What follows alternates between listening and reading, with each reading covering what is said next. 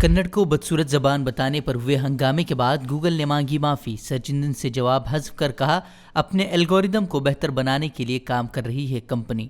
कर्नाटक हुकूमत ने नाराज़गी जाहिर करते हुए कानूनी नोटिस भेजने का किया था ऐलान।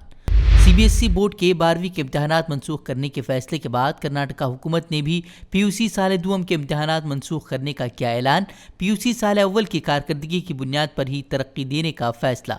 11वीं का इम्तहान न देने वाले तलबा को कोविड लहर में कमी के बाद देने होंगे इम्तहान। कोरोना वायरस से मुतासिर आजम खान की तबीयत में सुधार की खबर। डॉक्टरों के मुताबिक अब आईसीयू से जनरल वार्ड किया गया मुंतकिल। यूपी के मेदांता अस्पताल में चल रहा है कोरोना का इलाज। पेट्रोल डीजल की बढ़ती कीमतों से महंगाई में इजाफे का खतरा। आरबीआई ने मरकजी व रियासती हुकूमतों से पेट्रोल और डीजल पर टैक्सेस और ड्यूटी कम करने पर दिया जोर।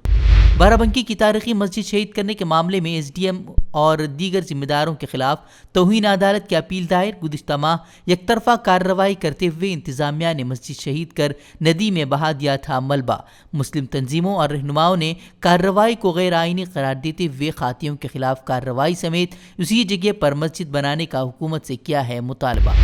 मुल्क में कोरोना के नए मामलों में मुसलसल आ रही कमी। आज मामले घटकर 1,20,000 हुए, लेकिन मरने वालों की तादाद बनी हुई है तशवीशनाक। आज 3,380 मरीजों की मौत।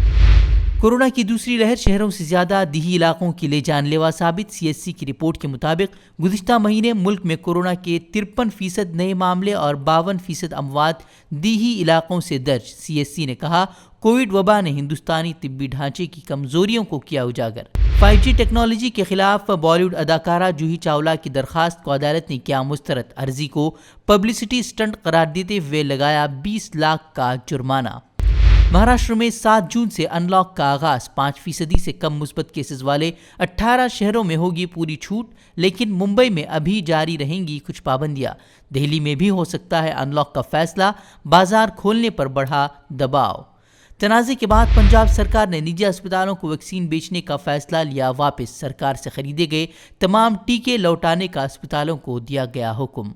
बिहार में लगातार बढ़ रहे हैं ब्लैक फंगस के मामले, लेकिन राजधानी पटना के बड़े अस्पतालों में भी फंगस की सर्जरी के लिए टूल किट तक नहीं।